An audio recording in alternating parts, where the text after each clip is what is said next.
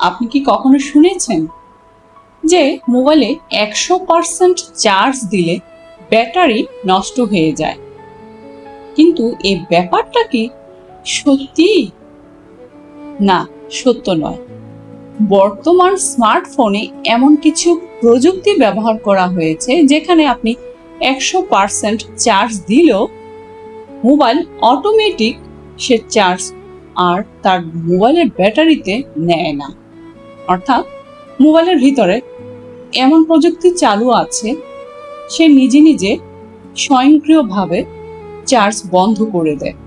মাঝে মাঝে 100% চার্জ হলে তেমন কোনো ক্ষতিই হয় না। তবে এখানে একটি কিন্তু আছে, কারণ আপনি দীর্ঘ সময় ধরে মোবাইলের ব্যাটারিকে চার্জে রাখা অবস্থায় যদি 100% চার্জ হয়, তারপরেও সেই ব্যাটারিকে চার্জে লাগিয়ে রাখেন, সে সময় ব্যাটারির উপর অতিরিক্ত চাপ সৃষ্টি হতে পারে। মাঝে মাঝে দেখা যায় মোবাইলটা গরম হয়ে যায়, আর ওই সময়ই আপনার ব্যাটারি ক্ষতিগ্রস্ত হতে পারে। তাই বেশিক্ষণ ধরে মোবাইলকে 100% অবস্থায় চার্জে রাখা উচিত নয়।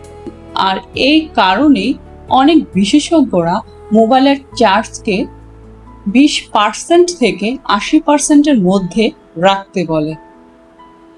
এর ফলে আপনার মোবাইলের ব্যাটারি থাকবে দীর্ঘমেয়াদে সুস্থ।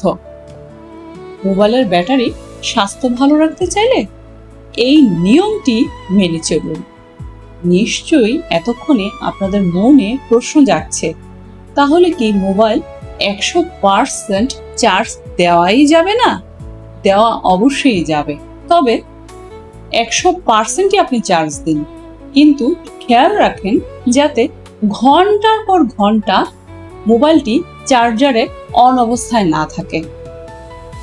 আরেকটি বিষয় খেয়াল রাখুন যেন মোবাইলটি গরম না হয়ে যায়। এই দুটো বিষয় খেয়াল রেখে আপনি যদি 100% চার্জ দেন, তাহলে মোবাইলের তেমন ক্ষতি হয় না। পরিশেষে বলবো, অতিরিক্ত কোনো কিছুই ভালো না। আপনি একটা গাছকে প্রতিদিন মাত্রা অতিরিক্ত যদি জল দেন, তাহলে গাছের গোড়া পচে যেতে পারে।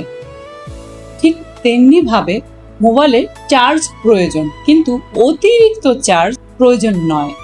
সবসময় 100% হওয়ার পরও মোবাইল চার্জারে অন অবস্থায় রেখে দিলে আপনার মোবাইলের ব্যাটারির আয়ু কমে যেতে পারে।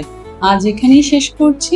চলে আসবো এমন গুরুত্বপূর্ণ টপিক নিয়ে যা আপনাদের প্রতিদিনের কাজে লাগবে। সবাই ভালো থাকবেন, সুস্থ থাকবেন। দেখা হবে পরবর্তী টপিক নিয়ে।